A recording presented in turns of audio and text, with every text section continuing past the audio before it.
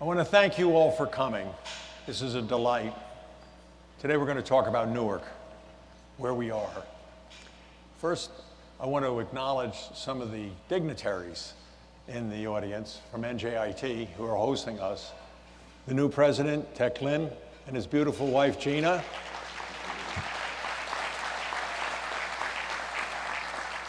The dean of the business school, Oya Tukel.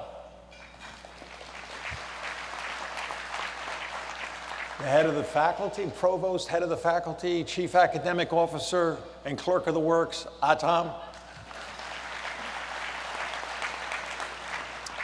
The head of NJIT, no one knows what NJIT does. Does anybody, no NJIT people respond, okay. Does anyone know what that is? Well, no, you're an NJIT people. Oh, you do. Well, you wrote about it.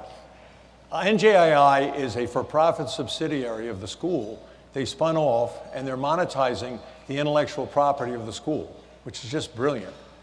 You might think, oh, 10 cents, $1.50. Last year, they sold $73 million worth of intellectual property, okay? Kathy Nas, who runs NJIT. I think I've got every, Andrew Chris, sorry, Andrew, head of facilities. Angela Garrettson, who has to deal with Trenton. And then I want to thank our sponsors who made this possible.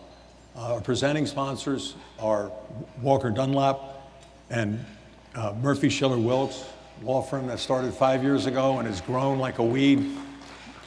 NJIT itself and the Real Estate Center, Fox Rothschild, Resource Realty, JLL, Devco, Skorinsky and Hollenbeck, Rockbrook, Dynamic Engineering, Greenbaum Rowe, KSS Architects, Lanny and Tevold, Epic Insurance, Tobin and Collins, Newark Beth Israel Medical Center, Hudson Atlantic Realty, Valley Bank, Rutgers Center for Real Estate, the Stroh Companies, CBRE, you've heard of them, a little brokerage firm, Cushman Wakefield, Minnow Wasco, McElroy Deutsch, and Elberon Development.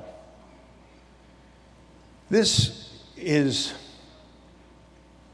an examination of Newark. Newark is New Jersey's most important city. It's its biggest city. I happen to love Newark. I grew up in Maplewood, and my friends and I would take the 31 bus down South Orange Avenue and hang out in Newark. I know a lot of people say that can't be true because we live in a new society where kids don't walk anywhere.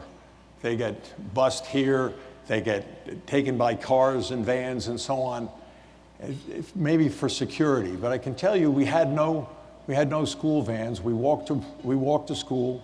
If there was snow, we got up earlier and walked to school.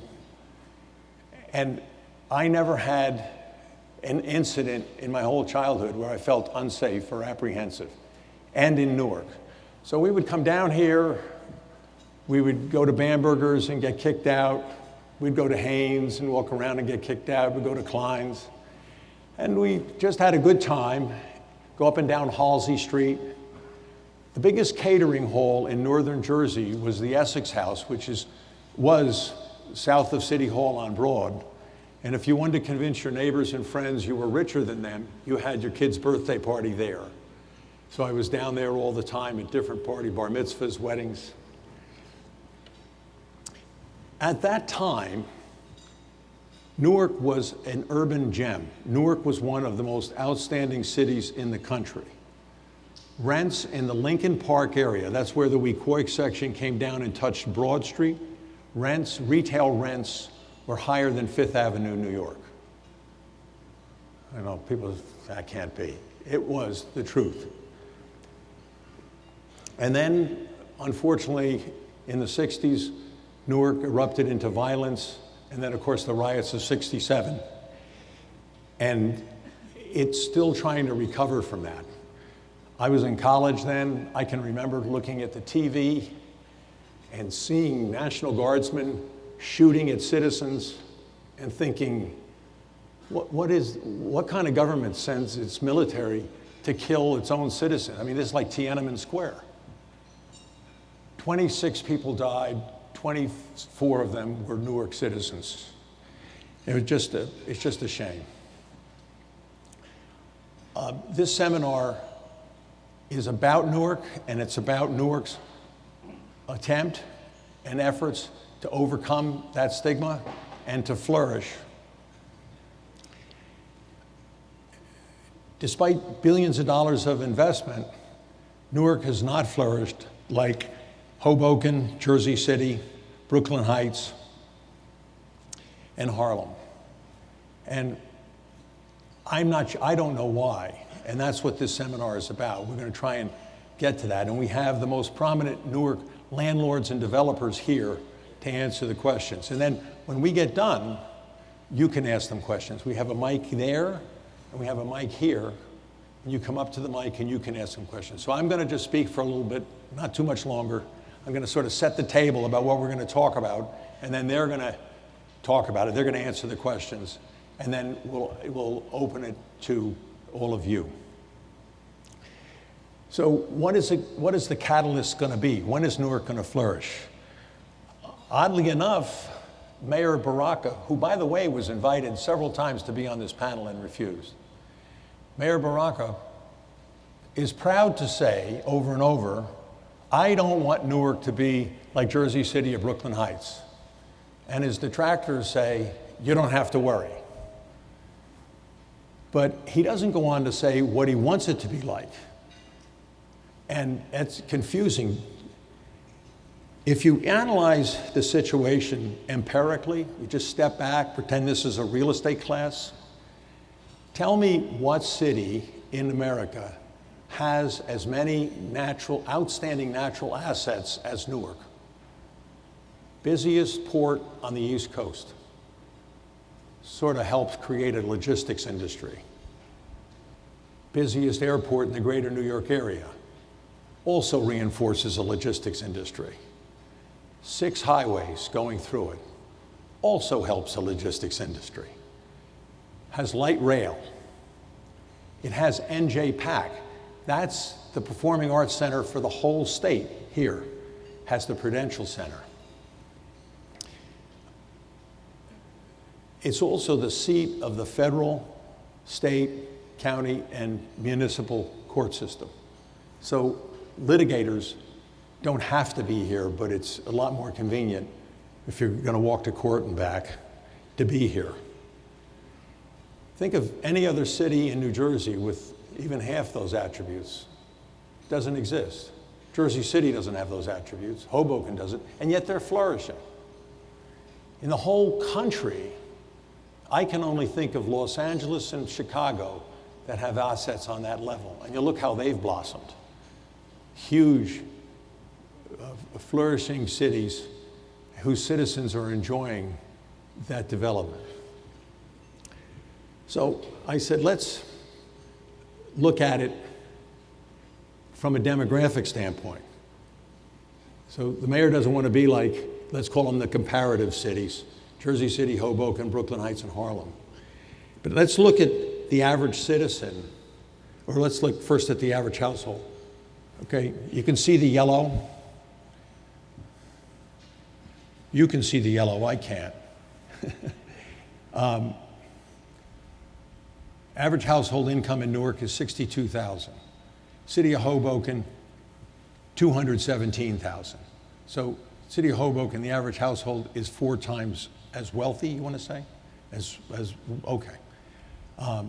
Jersey City, more than twice as wealthy. Harlem, 1.5 times. Brooklyn Heights, more than 4 times. Those are pretty strong statistics. What happened, Kevin? I pushed the guys my age don't trust this stuff anymore. That's why I have paper up here. You can't lock up paper, okay? Paper never gives you that spinning donut, all right? It's there for you. So I said, let's break it down demographically, and maybe the disproportionate wealth in these other cities is due to the influx of new residents that might be wealthier. So let's look at African American households, and these are US Census statistics, African American households across the board. You can see Newark, 43,000, Hoboken more than twice, 94,000, Jersey City, 54,000, 120%. Harlem, just a little bit richer, 48,000. Brooklyn Heights, more than twice, 100,000. So then I flipped it and I said, well, let's see how it stacks up for white households. And white households is the same. 45,000 for Newark, 186,000 for Hoboken. That's more than 4 times. Jersey City, more than twice. Harlem, more than twice. And again, Brooklyn Heights, more than 4 times. So you look at this and you say,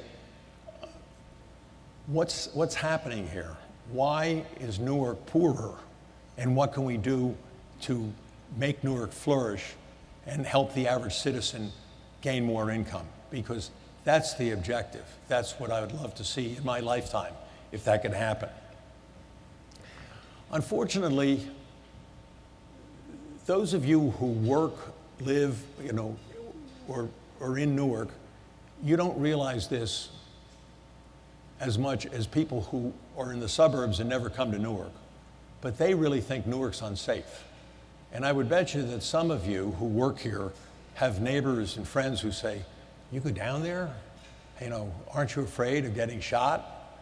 Because the Star-Ledger is fading as a newspaper and it's become a tabloid, and it sensationalizes the violence in Newark, and it doesn't say where the violence is occurring, so people think there's shootouts in front of the Prudential Tower.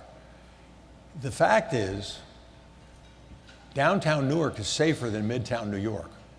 I used to have a magazine called Radius. I was trying to promote Newark with that. And we did a real in-depth study with police statistics. Downtown Newark is safer than Midtown. The PAC and the Prudential Center are safer than Madison Square Garden. But don't tell anybody in Short Hills that. So what's the symptom of this fear? There's more people in the suburbs with season Ranger tickets than season Devils tickets. And those idiots drive through Newark on 280, pay the toll at the Holland Tunnel, pay $25 to park, pay $150 for a hot dog, $25 for the mustard, whatever, I'm just kidding. But they go through all of that Saurus, go see a Ranger game because they think they're safer. So it's a perception that has to be dealt with and overcome. Other cities have overcome it. Harlem's overcome it. Jersey City's overcome it. Newark has not. I also see developers come and go. They come to Newark, they do a project or two, and then they leave. And of course, I don't get to interview them. I don't know why they left. But there must be something that makes them feel unwelcome, or this isn't the best place to develop. Recently, a professor at Rutgers Law School named David Trout wrote a study. He created and this is on your table. And if you want more, we have them over there. It's called the CLIMB study. It's the Center on Law, Inequality, and Metropolitan Equity. What he did was he studied foreclosures in the South Ward and the West Ward and determined that most of these were being bought in foreclosure by for-profit LLCs. He then jumped to the conclusion that that was big business buying up Newark houses. And in here he talks about the transfer of wealth from indigent African American households to big business. Ras Baraka got a hold of this, had a news conference, thoroughly endorsed it. Trout has 5 resolutions to help change this or keep this from happening. Ross has already put 3 of them into law. 1, if Newark auctions a property that it owns, and you're a for-profit LLC and you win the bid, you don't get the property. It then gets put up to all the not-for-profits, and if they match the bid, you're out, and the not-for-profit gets it. Any rental increases over 5% are heavily taxed.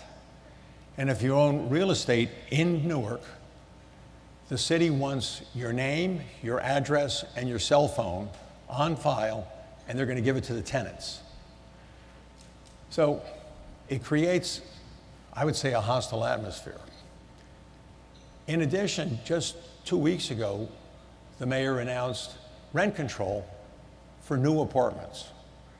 Rent control of 2.5% a year when inflation is 4.5%. The city council, I don't mean the governing group, the lawyer for the city, told them that violates state law, that state law says new apartments can't be controlled, but he doesn't seem to care. I'm developing in Central Florida. The mayor called me, I didn't even know who he was, called me and said, I'm Mayor Jones and so on, here's my cell phone, I hear you're developing, we're so happy you're here. If you have any problems with any agency or group in my town, call me, I'll smooth it out. That's not what is happening in Newark. So, what I would suggest is we turn it over to this panel and to, where's Tom? Oh, Tom Walsh of Walker Dunlop, to explore all of this and hopefully come to some conclusions. And then you can ask any questions you want. Thank you.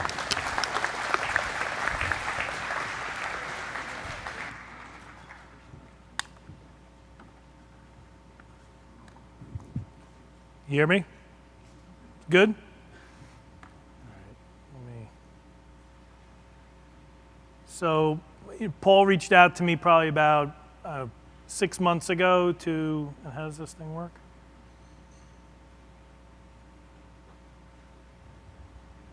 Oh. So Paul reached out to me probably about 6 months ago to put together this conference about Newark. He told me who the panelists were. I personally, speaking in front of a crowd this large, I think you should have your freezer checked for heads. It's nothing that no one likes to do. But to be able to stand in front of these guys who I really admire them, look up to them, they're the ones that make the city move, they're the ones that are developing all the projects. I jumped at the opportunity.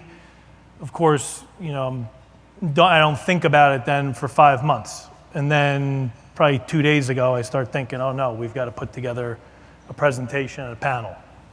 So my mother-in-law comes over this morning, and Abuela, Abba, we call her. She's 5'1". She immigrated from Spain in the 70s, so she's going to take my kids to school, and I'm getting ready, walking around, checking my suit, looking at my notes. She says to me in the kitchen, she goes, "What's the problem?" I said, I'm kind of nervous. I got to talk in front of 500 people. She sits there, she goes, 500 people, 500 people. She goes, don't worry about it. No one's going to listen to a word you say. She goes, the president talks to people every day, and no one listens to anything. She said, you just talk. Just say whatever. But you know, you're not here, obviously, to hear me talk about Newark. I'll talk a little bit about myself, but it's about these guys. So let me introduce them, and I'll just go right down the row.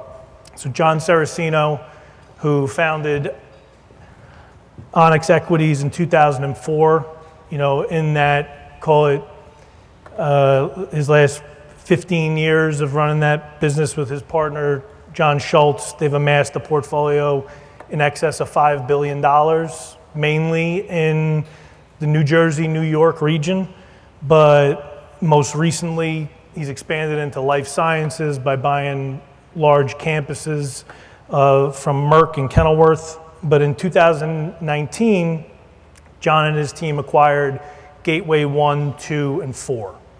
And this was a monumental feat for any investor. It's a major bet, and I'd like to hear what John thinks and why it was a smart bet. But it consolidated the operations and the controls of the condo association. It was the first time it had been done in a generation. So one of the largest office acquisitions in the state, and it happened here in Newark. We have Mark Burson, who, if you're here and you know Newark, you know Mark. He's the owner of Fidelco. He's not just an owner, he's a developer, all product types, everything from apartments on Market Street. He's the reason why Audible has expanded its campus. He has inroads with the universities, just about everything, and it kind of pales in comparison to his philanthropic efforts. He really always puts Newark first in his agenda. He previously was also the chairman of RWJ Barnabas and Beth Israel Hospital here in Newark. Frank Giannatomasi, so you got Madonna, Prince, Beyonce. Newark's got Frankie G. He's one name, he goes by it. 40 years of experience, Chief Development Counsel on the biggest projects, Prudential's Tower, Panasonic, smaller projects all throughout the city. There is not a piece of dirt that Frank doesn't know what's going to happen, and not just that for his clients, what can happen. He's one of the most powerful men in the city of Newark, and I can remember when he and his partner were on the corner of Lafayette and Adams, and I think his name is still on that building, if I'm not mistaken. Chris Watson from Murphy, Schiller and Wilkes, another sponsor of this event. He took over the job earlier this year, correct? At Murphy and Schiller. He's the Director of Planning and Development Services. Previously, he was the Director of City Planning at the City of Newark. He's been a Newark resident for 20 years, lives in the West Ward, has raised his family here in Newark. His vision and his plans, he created the Newark's new master plan for development, which won the award, the New Jersey American Planning Association Award of Excellence. I met with Chris last week. We went out and got coffee, first time I had ever met Chris. If he brings half of the fire that he brought to the 30 minutes that I had coffee with him, the man is intense, and he is driven, and he knows what he's talking about, and he's got a ton of passion for the city of Newark. And lastly, Sam Chapin of L&M Development. You know, Paul had mentioned in his comments, he's seen developers come, he's seen developers go. Most of those developers are not Newark guys that come and go. The Newark guys stay. The other guys coming from out of town, they build one project, they leave. They try and get one project built, it doesn't happen. Sam and his group, although they're not from Newark, they have executed and executed big. And they've not done your typical deals in Newark. It's all been, to this point, a lot of adaptive reuse projects. So the Haynes building, the Walker House building, and they just opened up in Irby. And now I think L&M 2.0 is looking into ground up development. So they are probably the largest landlord of Class A multifamily in downtown Newark. So then myself, as Paul mentioned, Tom Walsh, work for Walker and Dunlop, and kind of, you know, everyone here has sought out this conference. They're here and they have an interest in Newark. My story is a little bit different on how I got involved in Newark. The city kind of, you know, I kind of stumbled into it. Married a girl that was born and raised in Newark. She used to work for the city in economic development and urban planning. So I literally 17 years ago left my parents' house, got married in the basement of Don Pepe restaurant, and then moved to 19 Reed Street on the first floor, right across from the Boys and Girls Club and Schiffman Mattress Factory. So I've always been working mainly in commercial real estate and brokerage. You know, my previous job, I just kind of became the de facto Newark guy.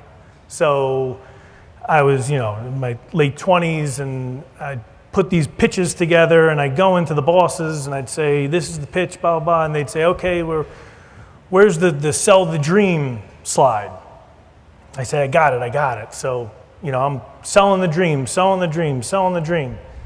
And, I'm living down here as well. And then after a few years, I almost couldn't do that sell the dream story. And it was really twofold. One, if I go to Mark Burson and try and sell him a dream, or whether it was Jerry Gottesman or Miles Berger, these guys have forgotten more about Newark real estate than I'll ever know. And they're not going to listen to some 20-year-old's dream story of, building these towers out of vacant pieces of land. So the story wasn't really hitting. And the other component was that I was down here, I was seeing what was going on. And to me, it was more about the reality. The reality was more palatable, it was more digestible for an investor than some dream that maybe never even happens. So fast forward from that job, and Joe Garibaldi, who's my business partner, sitting right there with the luscious tan that he always has. He brings me over to his job, to his crew, hires me, and maybe about a year into it, we're preparing for our first pitch. And this was like 2012, 2013. So it's like, Mad Men, Don Draper, the guy's cool. He's selling ice to Eskimos. And, I'm thinking of creative ways that I can be like that dude. So I sit there in the pre-pitch meeting, and I say, this is the pitch. We are gonna not even show the picture of the building. We're not even gonna show the name of the building. We're just gonna have the skyline of Newark on the cover, and it's gonna say, Newark, selling the reality, not the dream. So I go through my whole spiel why the reality is even better, and then I look up, and Caitlin, who's still on our team today, she was just fresh out of college, a journalism major, and she's like looking all, this is great, this sounds cool. And I pan over to Joe, and he says, what the hell are you talking about? You gotta sell the dream. So lo and behold, we go and we do our pitch, we win the business, we sell the business, and that has really been our motto all along, is that if you know this market, you know what's going on, you know what these gentlemen are doing, the reality in Newark is a lot better and more digestible to investors than the dream. Now, if you look up on the screen, I'm not trying to call out anyone's projects in particular, but sometimes you have the City Square development, which is going to add 4,000 units, and the IDT project that just got approved for another 2,000 units. These are all these high-rise towers, glass towers. The baseball field has been vacant now for 15, 20 years. And can that project be built? That maybe falls into the dream category. We all want them to be built, but are they creating zombie parcels of land that just will never trade and there'll just be plans for them? Now, the reality is, and you look at these charts, we've added over 2,000 units of real luxury and Class A apartments in downtown Newark over the last decade. Those range from 20 units all the way up to 350 units. We've got 3 projects that have gone ground up vertical steel, with Bore having 2 and Dranoff building 1. The one thing about Newark that other cities don't have, and this may be even across the nation, if you look at what's being built, you've got 41% of the units are actually ground up. So this is like an adaptive reuse market. You can ask Sam and Mark, and they've done all these projects. They're taking older, obsolete inventory and converting them to housing opportunities. Those housing opportunities are also future tenants and employees for buildings like the buildings that John owns. We have 80% of the new stock out of the 2000 is really what we would qualify as Class A. And if you go to Jersey City, 20 years ago, you had 10 towers shooting up out of the ground, new urbanism, and tumbleweeds rolling through at night. And it takes time for these things to grow out, but Newark has done it definitely slower than we would like, but it's been done in an organic manner, which I think that's a major difference in the downtown compared to others. Just 2 more slides. The office dream. This picture is lifted from actually the presentation that was given to Amazon for HQ2. It looks like something out of Blade Runner movie. Like, never gonna happen. Like, we had the opportunity, and this was the one time when selling the dream was probably worth it, because we were gonna get an Amazon requirement that large, but this isn't the future that it's gonna be. Maybe it will be in 40 years' time, but I'm not gonna be selling those buildings, hopefully not. What you really have is you have three pockets in the city. You have the Gateway Market, you have the Midtown Market, you have the Broad Street, North Broad Street Market. If you actually look at what the stock is, it's 13 million square feet, 9 million of it's rentable. It's not as large, and the vacancy rates aren't as high.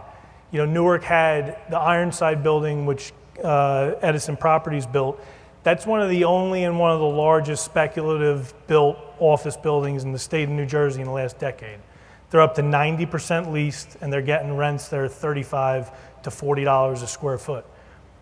It's kind of the field of dreams in Newark. If you build it, they will come. And that's kind of the story that we like to pitch. If you give high quality product, and especially we're always going to be at an affordable rate versus New York and Jersey City and Hoboken, these buildings will get full. So I'm going to now move it over to the panelists. And should I sit or stand? What's my, either or?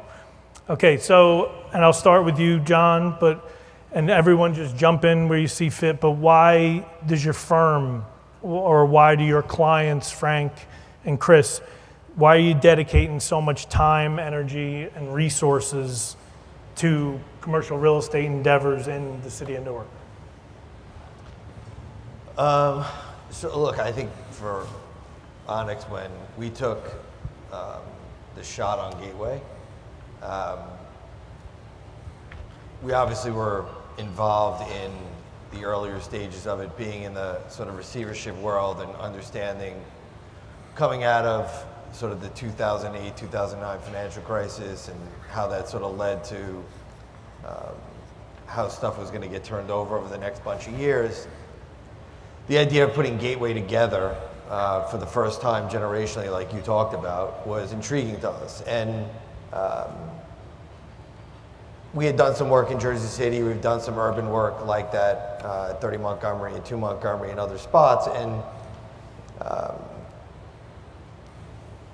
it was something that at the time I thought, and I think our team thought, that this was a shot that if you didn't take it now, you were never going to get the chance again to put them together. Because to your point, I don't think people understand it, is the complexity of Gateway was never about being able to get the buildings tenanted, because they were always reasonably well tenanted at all times, was to create an atmosphere that was welcoming and modern and actually heated and cooled, and an escalator that actually worked. And unfortunately, due to the structure that was created when Prue built it, it was impossible to actually do that again, because the ownership and the way that the concourse was governed was an impossibility. So it was something that I think at the time we thought was an opportunity that was both intriguing and exciting. I've learned a ton about Newark since that moment, some good and some bad, mostly good. And I think the thing that makes Newark different than any other city that I've ever worked in the state of New Jersey, and that goes for New York, Pennsylvania, and Connecticut, where we do a lot of work also, is that guys like Paul Profeta and Mark Burson actually exist. Because you think about, with no disrespect to any one of the other places that you discussed in Jersey City and Hoboken and others, that passion you don't see from people. Like, you don't, when we did Newark and we closed, there was not 24 hours that I was not bombarded with local people who had nothing but positives of trying to help, but everyone had an opinion. And like, that never happened to me in my career. I was like, you know, why does everybody give a damn so much? It's an office building. But there's a passion about Newark, and there's a sense of community about Newark that doesn't exist anywhere else in the state. And it puts that tremendous responsibility on you when you come here. And I think part of the departure sometimes is the sheer sense of responsibility when you come here. You know, guys like Paul and Mark who have been here as long as they've been here, you know, there's a certain responsibility to it, and I'm sure there's a certain burden to it. And they'd love for guys like ourselves and others to sort of hang around longer. But I do think that a lot of times you don't come in here with sort of, I mean, you know, you try very hard not to get emotionally attached to a deal or an asset or to a business plan. But Newark makes you become emotionally attached. So for us, I think the biggest driver for us and what we've continued to see is the sense of responsibility. I mean, we work here now. I mean, I come to work every single day in Newark. I laugh all the time with people in my office. Somebody would have told me 20 years ago that I would have worked in Newark. You could have got any odds you wanted that was an absolute impossibility. There've been a lot of rich people on the other side of that trade, and I can't ever see myself working anywhere else.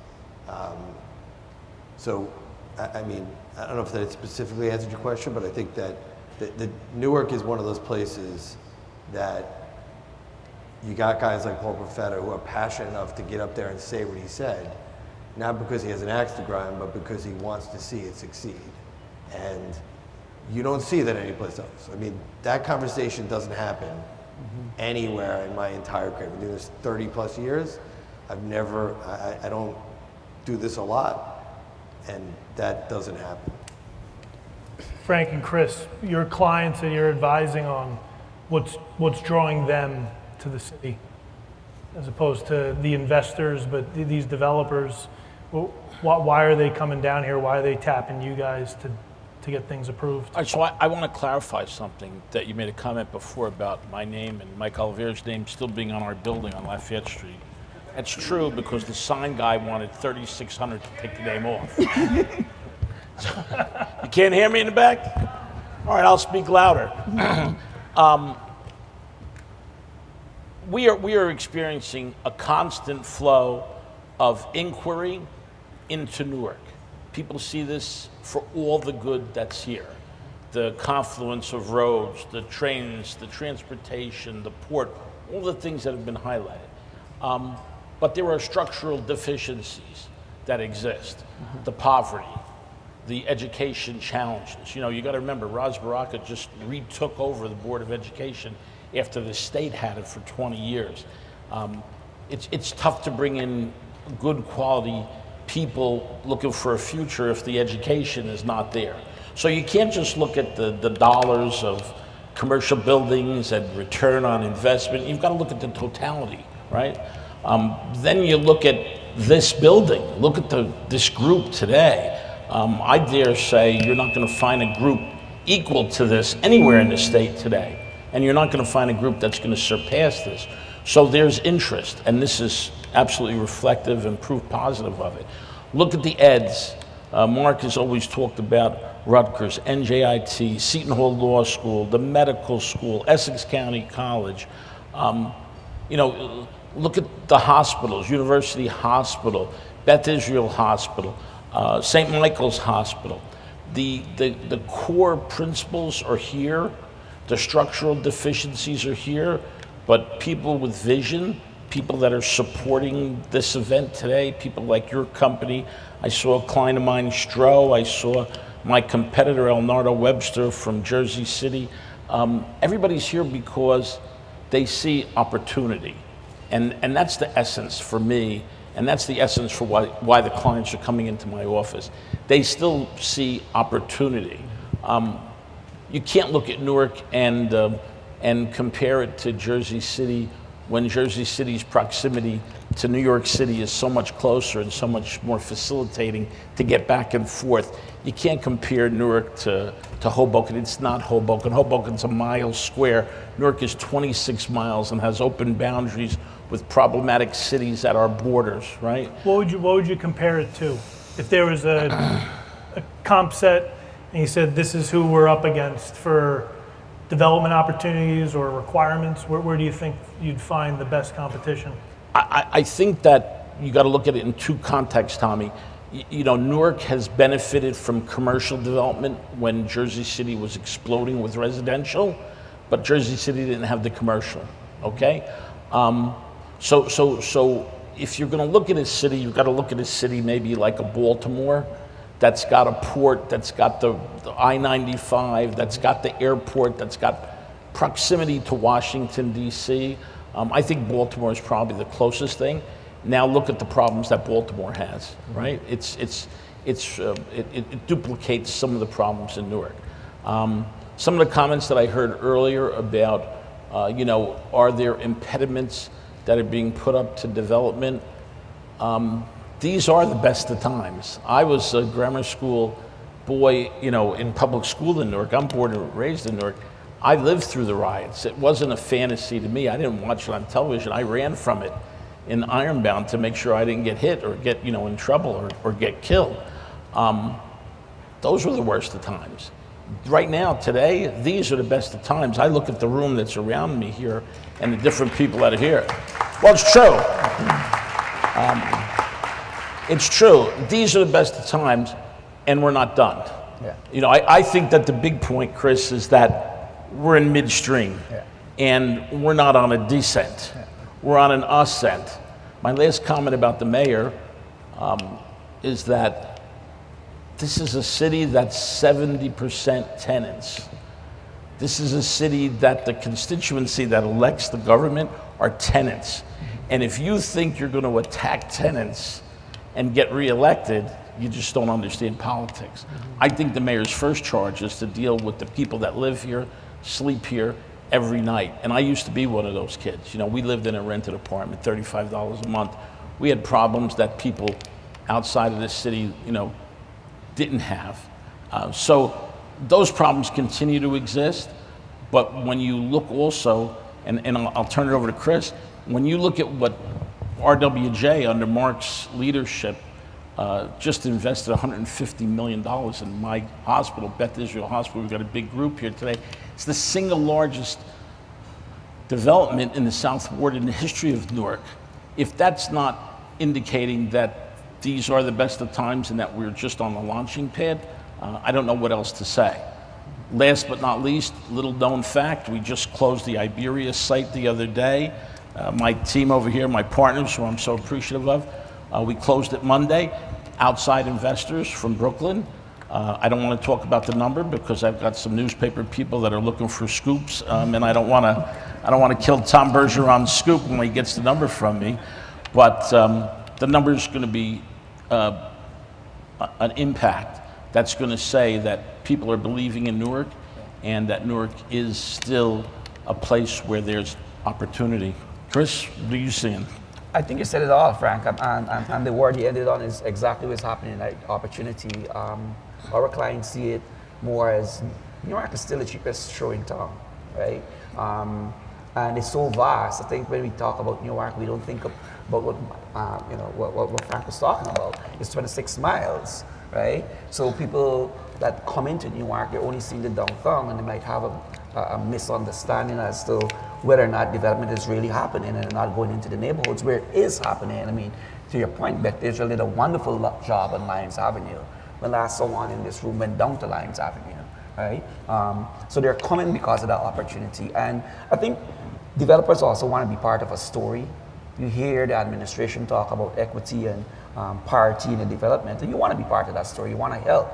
I think the bigger frustration is that I've heard the story. I want to be part of this story.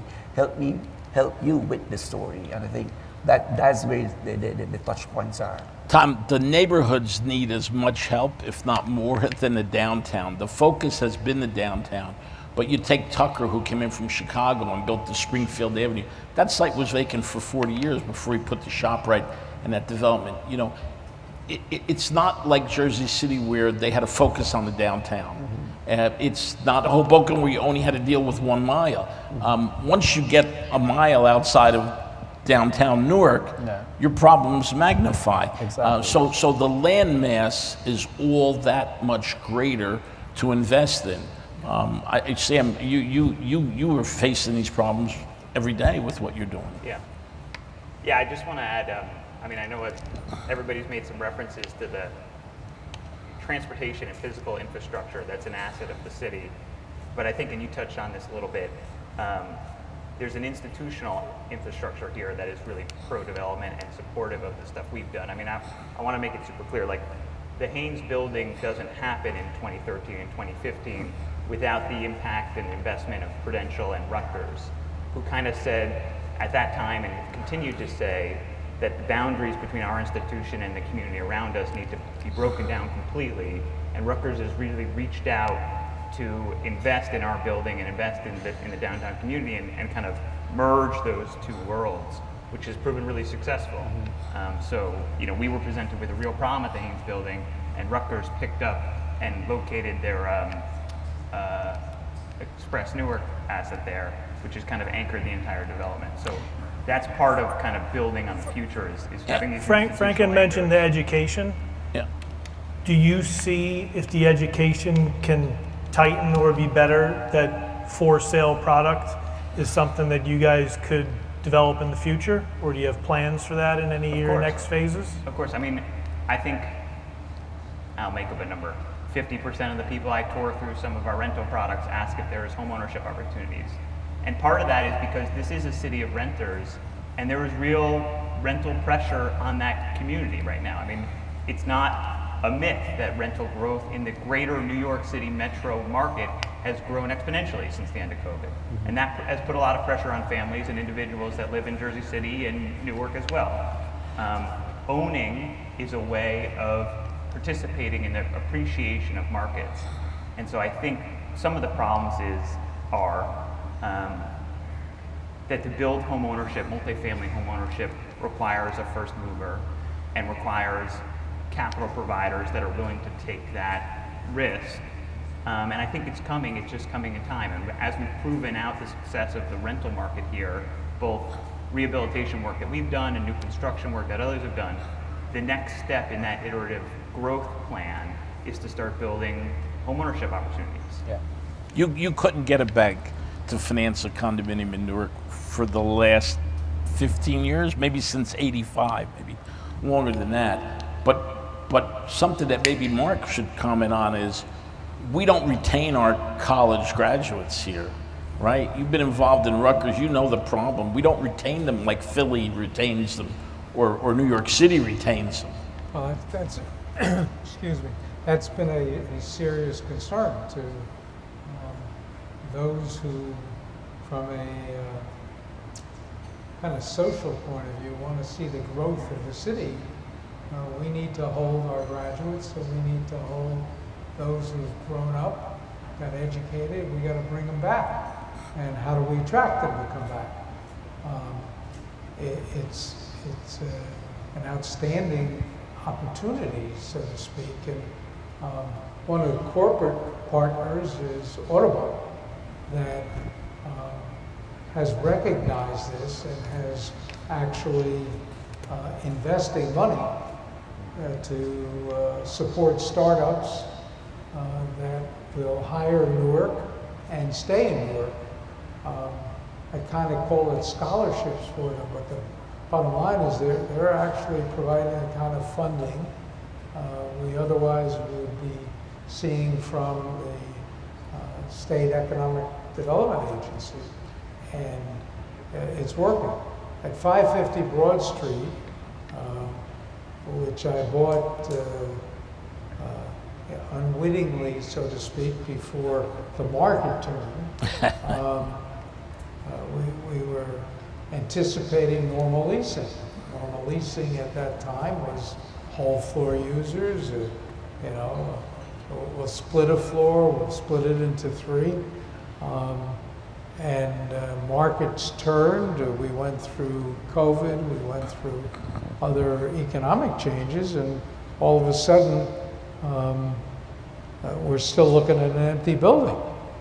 The change that's occurred is we did an about face and said, all right, we're not going to see the whole floor users.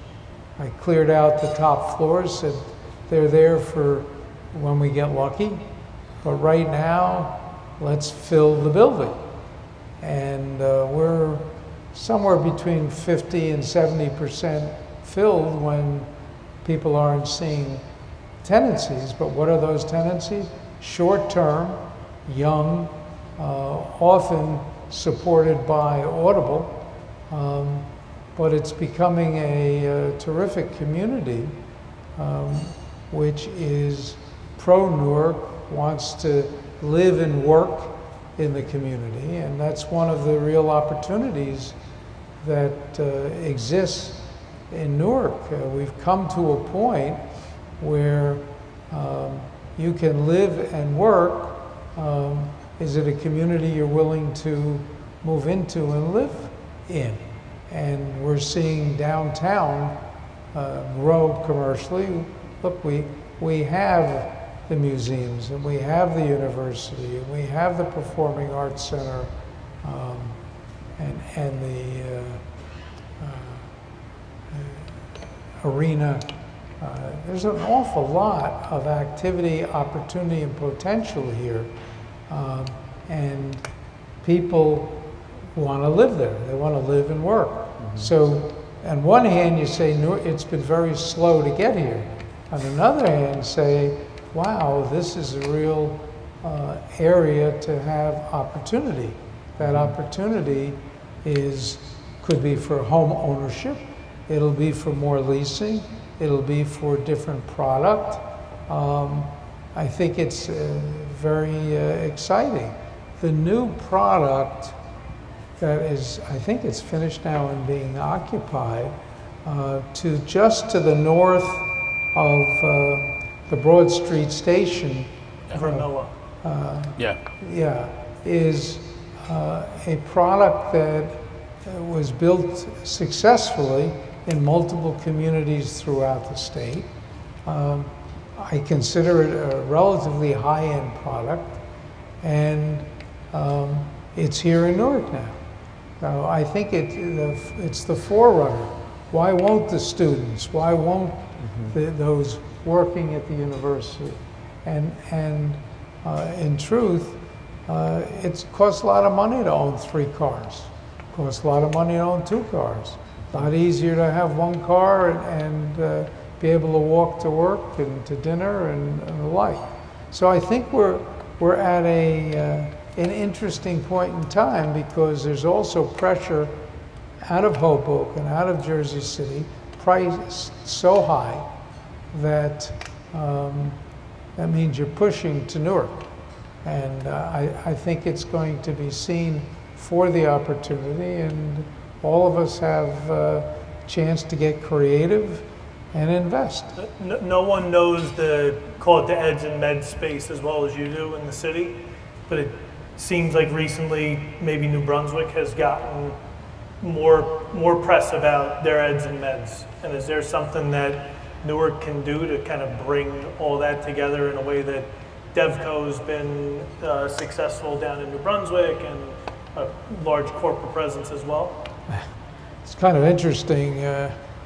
Unfortunately, over the last 6 months, I've spent a lot of time down in New Brunswick at the hospital there. But they're, having gone to Rutgers in New Brunswick, I have watched the development and what's there. And I always said that New Brunswick was not Newark. And yet, look at what development and like. It doesn't have the transportation system. It has a good highway system, it has a train, but it's not Newark. It doesn't have the museum and the university. It has Rutgers main campus, but we have campus. So my position is that we can do a lot of that, and RWJ Barnabas, which owns all of that, hospitals down there. We've got a big commitment in Newark with Newark Beth Israel, and we have a big commitment to Newark in believing that there's a lot more to go on there.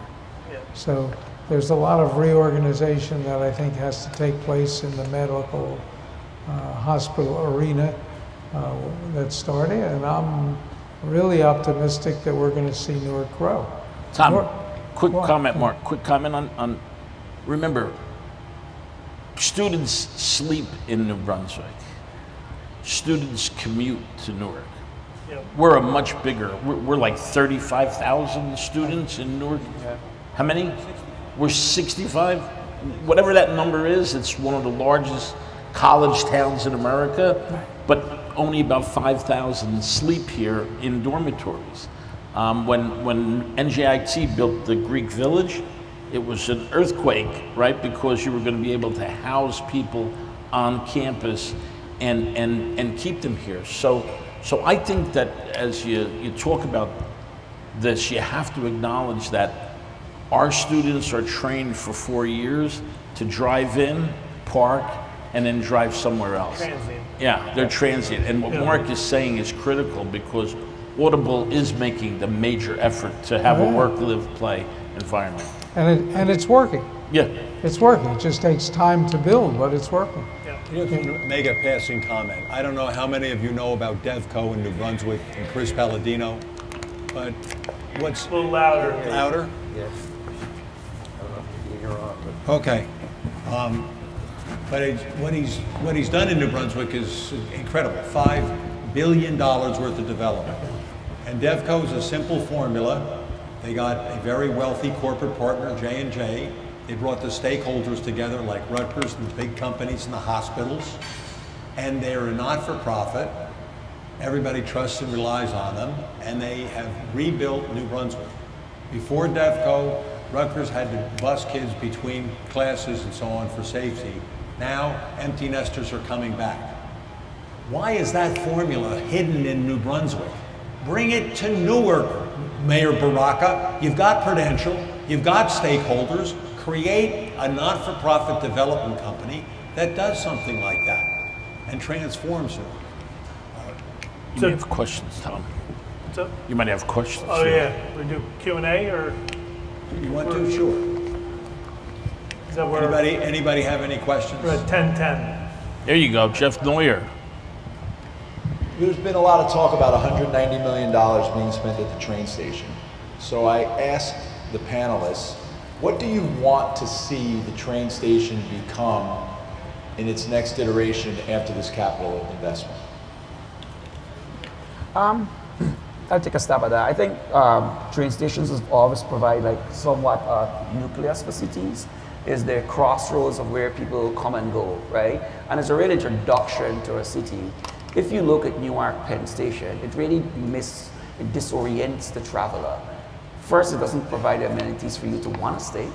And then when you get out from the train station, you don't know where you are, right? So I think in terms of its redevelopment, it should orient the passenger, orient that person.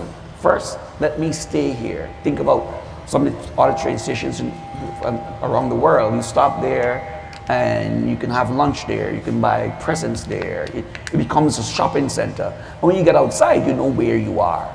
That's not the story of Newark Penn Station. So I think when you have that type of capital investment, it should be about orienting the passenger to the city in which you're in.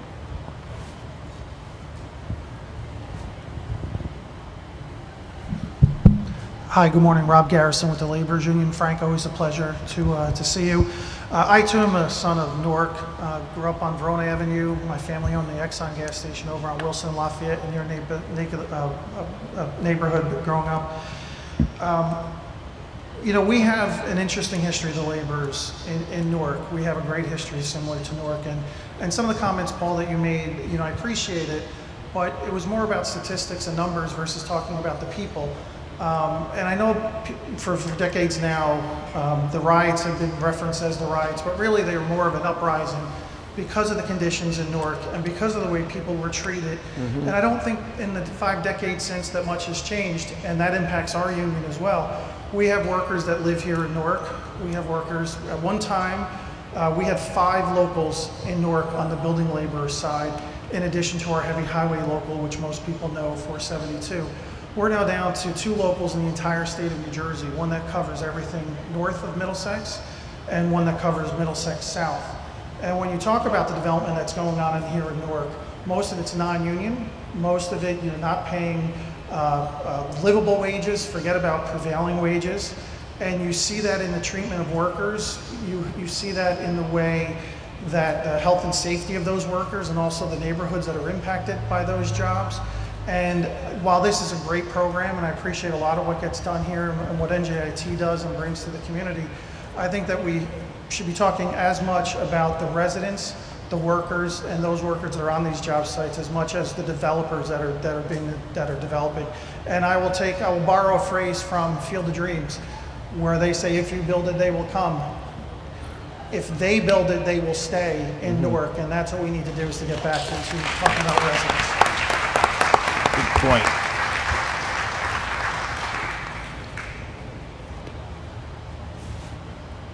Good morning. Hi, Gareth Middleton from ACOM Tishman, and a graduate of NJIT and been coming to Newark for many years myself. It's my understanding that NJIT, my university, is looking to develop a life sciences generator, and it's been an idea that's been floated around on campus. Did some research, talked to some of those life science developers, companies like Wexford, looked at the Northeast Corridor. There seem to be our anchors at either end. Philadelphia with a very, very strong life sciences. This is for profit life sciences I'm talking about here. And then in Cambridge, outside of Boston. I guess I want to hear from the panel, what your thoughts are on Newark as a life sciences center. New Brunswick, I'm not too familiar with what their product would be. I know it's generally around the hospital centers, but life sciences, inventing the next vaccines. We knew it was going to be a stem cell center down here. In fact, several administrations ago, that unfortunately didn't come to pass. But I want to know if the panel's got any thoughts on Newark as a incubator, life science incubator center. I'll take that briefly. Can you guys hear me? Okay. I think there is a long-term opportunity there. I think in the short term, with what's going on in the macro economy and some of the financial markets, I think it's really hard to get life science development going right now. We actually have a project in the state of Connecticut where we're converting an old office building to a life science center. And I think there's an opportunity, especially, again, I'll go back to this, the physical infrastructure here for adaptive reuse and reimagination of buildings into uses that they weren't otherwise built for might be a great opportunity in the city of Newark. I mean, the city was built for a population far larger than it currently holds. And so I think there's an opportunity there, although not every building can become apartments and not every building can become a life science center. So, I mean, it has all the right components. It would obviously drive a lot of residential growth in and around it, as well as wage growth, which would be great. I think it's probably a vision that needs a little bit more of kind of macro tailwinds to it. Yeah. Can I throw something real quick in on that? Dr. Bloom always used to tell me that NJIT is like the fourth ranked polytechnical in the country behind Cal Poly, MIT. So you're talking about, right, an incredible, right, Chris, an incredible entity here. And Dr. Bloom always told me that NJIT, their graduates had a higher rate of employment than Princeton graduates and a higher rate of salary. The issue again is they leave Newark. So if you can, again, as we talk about, hold on to that group of people and then weave it together with UMDMJ, with Beth Israel, and then, you know, bring in Rutgers, but that takes an iconic, you know, entity or a person to weave it all together. But I agree with you. It's all here. It just needs to be brought together. Yeah, and I guess for the academics in the room, Mark was providing a new definition of work from home, right? Where home wasn't your personal address, it was a city, right? The American Planning Association just put out this study that office buildings, you might see them collapsing, not because workers don't want to work in an office. They don't want to commute there, right? So when you have this dynamic where I live in a city that is my home and I work there, you are working from home. So whether it's life sciences or it's an architecture firm or a civil engineering firm, it's the type of commercial opportunity that mirrors what these degrees are for here, right? So here you have 6 universities that are giving every single degree. Why are we not having every single industry? to trap them in place. Work from home, home being Newark. Great idea. Hi, can everyone hear me? Yep. My name's Mo Davis, and I'm the Paul Profeta Chair for Real Estate, and I'm very happy to be at Rutgers. Very happy to be here. I think everyone at the panel knows me. So my job's to ask tough questions, so let me ask the panel what I think is a tough question, and which, frankly, hasn't really been commented on. When I walked from Newark here, I counted, I think, 5 vacant parcels, some large, some small. Those vacant parcels are a health hazard and a public safety hazard. And if Newark was a thriving city, you wouldn't expect parcels to be vacant by a hospital, by 2 major universities, by a train station, and by 280. So the fact that those parcels have been vacant for as long as I've been here, which is 9 years, speaks to a large problem, that something is wrong, that we can't develop on those parcels. So would the panelists, if they feel comfortable doing so, talk about what needs to be done in Newark so those vacant parcels can get developed? Tom, can I throw a couple of comments at that? The problem, as I see it, and I've seen it here as a lawyer dealing with developers, is revenue, revenue, revenue. When you develop in Newark, the rents are not there. It costs just as much money to put a piece of sheetrock in place in Newark as it does in Lower Manhattan. But look at the rent that you get from that piece of sheetrock in Lower Manhattan versus Newark. So what is it all about in Newark? It's all about subsidies. We haven't had subsidies, Mo, for the last 5 years while the new programs were being created, okay? Aspire's coming online now. New Brunswick just got the first Aspire grant. If it wasn't for the city giving $9 million in grant to One Theater Square for Mark and for NJIT to build that building, you wouldn't have that building. It would still be empty.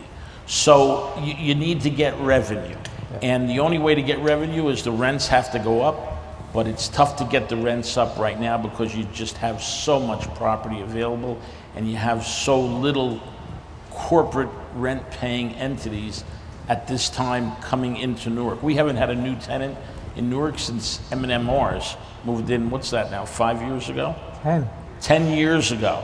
So, you know, with COVID, with work from home, with the contraction of corporate America in terms of needing corporate office space, it's going to be tough to take empty lots and turn them into viable, developed parcels until the rent pays for the cost of construction.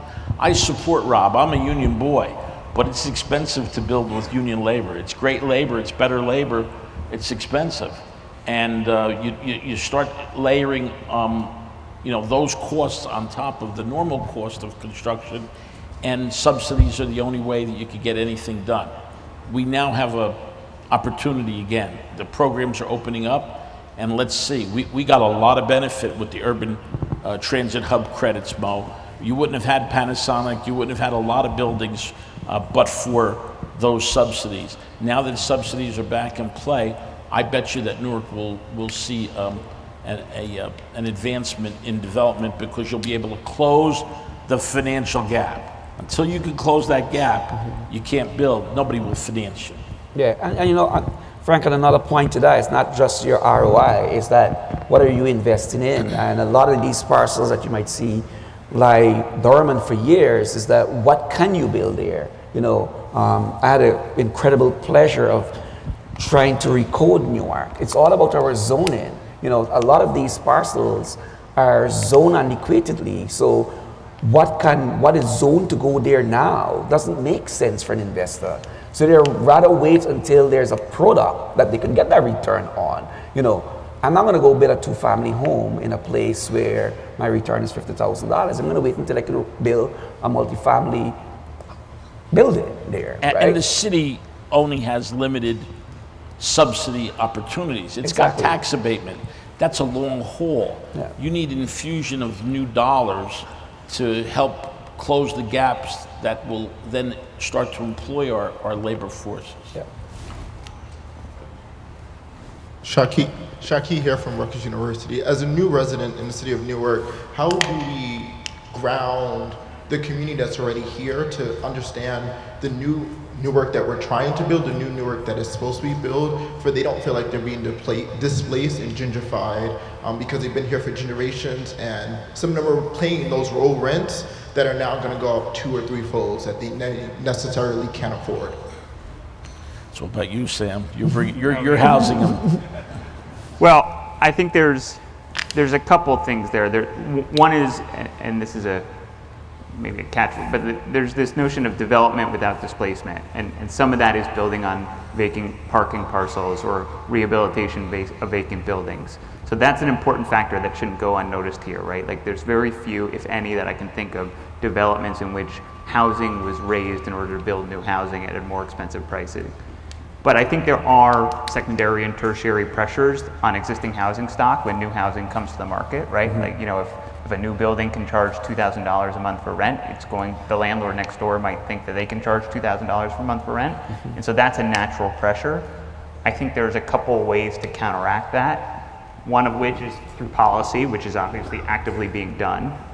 The other is through housing stock, right? Like we need to find a way as a city to build more apartments and build them faster and arguably cheaper because more supply will help the natural pressures on demand. Yeah. But I think it's a two-pronged approach, and I think to the city's credit, I mean, Chris can talk more about this, but like, I think the level of new apartments and housing starts and entitlements over the past 10 years has been astronomical, right? So the city is committed to building more housing. On the other side, they're also thinking about, well, how do we make sure that while we run quickly, we know where we're running to. Yeah, and Sam, to your point, you hit it right in the nail. You know, supply must meet demand, so we have to build it quicker, right? But also, what keeps people in place is their ability to pay for that housing. So housing shouldn't just lead the conversation, jobs should, right? So when we're talking about anchoring the city with job opportunities, it's looking at, so how do we use our commercial real estate opportunities to anchor jobs to those people that could be displaced, right? So housing, yes, but rents could be $5, but if I'm earning $2, I can't pay it. And by the way, on television last week, there was a show about market rent in New York City, and they had a young woman on who was paying $1,500 a month for her studio apartment. It was 80 square feet, 80 square feet, and it had a sink and it had a cooktop, but the toilet and the shower were shared down the hall. This was Japan or New York? No, this was not Japan. No. So when we talk about rents in Newark, that they're getting expensive, you know, $2,500 in Newark gets you 3 bedrooms, a dishwasher, central air conditioning, and that's got to be the attractor. Yeah. That's got to be the attractor. Yeah. Hi, good morning. My name is Isabel Bracero, and if I understand correctly, we're trying to redevelop Newark to develop apartments, businesses, STEM buildings, and to attract people to come and stay here. Now, my concern is for the small business owner. The small business owners are being bought out, moved on, and they don't have the opportunity to rent in another location because, as we said, rent is very high. So what is the plan that you have for small business owners? Is there a plan for small business owners? Well, I don't think any of us on the panel here are the planners for the city or have that type of insight. But what I can say is that if we use the dream narrative, right, of if you build it, they will come, in my experience, the small businesses are failing because people are not coming, right? Walk down Halsey Street today and you will see shuttered doors. And if you go and you call those people and ask them, why did you close? Well, I wasn't getting foot traffic. Right? If we start building it where people can stay, instead of 5,000 students living in Newark and the 60,000 stay here, those small businesses would flourish. So first we have to get the people, right? I don't think there's any other way to support small businesses but to give them customers. And these small businesses just don't have enough customers. what you just explained, we need the people, but we do have the people. We have, NJIT is full of employees. Rutgers, Essex County, UMDNJ, and all these people need services that these small businesses can provide. But the small businesses are being bought out. But Well, I guess if you go down Ferry Street in the Ironbound section of Newark, in the East Ward, there isn't a storefront available, and there are no national brands. It's all local businesses. I think it exemplifies what Chris is talking about. You need density of population, and you need commerce, and that's what develops small businesses. You know, Sam, Mark, they've been working hard to get occupancy in Center City, and that's why we're seeing some livelihood on Halsey Street and in the area. What they did with Walker House is bring people to a dead building, to a dead location. or even Arby. Oh yeah, Arby, right? And let's see what happens with Halo down the street here. You know, that's in an area that is a wasteland for small business. But now with residents there, they're going to need dry cleaners, they're going to need a pizzeria, they're going to need, Mark always talks about the mix, you know, they're going to need the nail place, they're going to need the things to support living in an urban area. Yeah. And you'll need a mechanic. Yeah. Yeah. I support that. Yeah. I'm not That- against that. Tommy. Sadly, that's what was gone. I know, ma'am. Thank you. Josh Bird from Real Estate NJ. First, thank you everybody for coming. For the office owners on the panel, I'm curious if you're having any conversations with tenants right now about what you as a landlord could do to help them get workers back into the office, what the city can help them do. And also for John specifically, I'm curious if you'd give us a flavor as to what the traffic and the interest has been like as you incrementally bring on these new restaurants and shops in Gateway. First question. Look, we interact with our existing tenants as much as we possibly can to get a sense for their plans to bring people back. I think what we've seen is like Gateway 1 and Gateway 4, for example, smaller businesses, more locally based.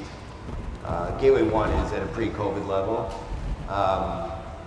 When you get into the bigger companies, some of the bureaucracy and the associated attempts to bring people back has been a little bit more protracted. So the more national, international firms have taken a little bit longer. But look, I think there was a comment made earlier by Chris, and we've seen this, and I think Newark is the beneficiary of this, and I hope it continues. It's less about going to work as much as it is about commuting to work. Yep. And if you create an environment, which we're trying to create in Gateway, where you actually enjoy being in the office, you enjoy the sort of the atmosphere of it, you enjoy the sort of dynamic of it, you enjoy the restaurant environment, you enjoy the walkability of it. We're seeing that resonate in occupancy and new tenancy. As far as how the plan's working on the concourse and moving the sort of restaurant base and the additional retail tenancy, look, everything takes time. It always takes longer than I want it to take, and my office has seen my frustrations sometimes, but we're really close. I mean, there's not a sort of a week or every 2 weeks that another restaurant will open. I think we're at 6 now, and on our way to 10 in the next couple of weeks. I think a big, to Chris's point earlier, and I think it's all about people. And I saw this at 30 Montgomery Street, 2 Montgomery Street when we first made our initial investments in Jersey City, pre the residential boom that occurred over the last 15 years. We need permanent residencies. We need the concourse between the morning and the afternoon is going to rock and roll. There's no doubt about it. I think we have enough employees and we have enough between the connected complexes to us. The issue will be is, making sure that vibrancy continues into the evening and that we can encourage them to stay open. You don't want, I remember 30 Montgomery years ago, at the end of the 6 o'clock, Jersey City was a ghost town. That happens a bit now, so we need to try and do everything we possibly can not to allow that to happen. And that's, I think, our greatest challenge. We should take the last question. Let's get out of here. It's getting late, man. I think it's cyclical. I think, COVID sent everybody home and people got used to working virtually. And then we got to a 3.5% unemployment rate. People said, you want me to come to work? I'll go work somewhere else. What we need is a nice recession, which Jerome Powell's not going to stop until he puts us in one. And then you're going to be able to say, if you're an employer, like Elon Musk said to the Twitter folks, I support all the virtual work you want. Do all the virtual work you want on Saturday and Sunday, but you're going to be here physically Monday through Friday. And if you don't like that, go somewhere else. And I think it's a matter of going into a recession and unemployment going up to like 6% when we see the virtual working, I don't want to say disappear, but change dramatically. Take on the last question. Good morning. Good morning. Ohanis Najarian from Najarian Associates. Panelists, I want to say thank you to all of you for being here, lending your insights. Obviously, a lot of complexities developing Newark, growing this into a revitalized urban area, and bringing people back. I have a question on the construction side of things and looking into properties and potential developments. Do you see a regulatory environment being an impediment to construction, keeping construction costs low, especially as it pertains to remediating old sites? And another gentleman mentioned some of these vacant properties, wondering whether zoning or environmental considerations are keeping those sites from being developed. And how are you guys handling that? How often is that a part of your business model? Every day. We address it every day. The variables change, they go up and down, and it all pours into the total cost of construction, right? Insurance rises, and therefore the cost of construction rises. So I talk to the clients about it's more an art form than a science. There's no piece of paper, you check, you make a profit. It's a lot of twists, a lot of turns. Lisa and I work together with people. We talk about turning dials, right? Today you got to turn this dial. Tomorrow you got to turn that dial. You never know what's underground. All of a sudden an environmental situation pops up and, the whole project pro forma goes out of whack. So. Yeah, but the good news on that is that there is state funding, there is state funding to help with that type of remediation. But in terms of like your infrastructure cost overloads, is I think one of the advice we give is that this is the new city mandate. They're asking you to change this antiquated old infrastructure, and it's part of your construction. So make sure it's part of your performer. And there again goes into what is the product. What might need to be renegotiated is what your product looks like. You might need a bit more density to make it work. So that's the conversation you engage with the city for, to make sure that you could produce that product given the cost overload because of these new infrastructure costs. So if we're trying to keep costs down and bring residents back to Newark who aren't only the Highline residents, we need to figure out a way to work with the city and work with regulatory agencies to keep some of those costs level, or at least more predictable, so that we can build things cheaper and bring people back who can afford to live here and go to school and work in this area, and not just commuting into Manhattan, commuting into Hoboken or wherever, right? I don't think you'll get a mumbling word of disagreement from any one of us. No, right. Well, thank everyone for coming. Paul, you want to? Yeah. I want to thank you all. And I want to thank our panel. I think they did a fantastic job. And I hope we all heard some things here, and I hope in our lifetime, Newark will flourish. Sounds always nice. Good job. Thank you, Paul. Great job, brother.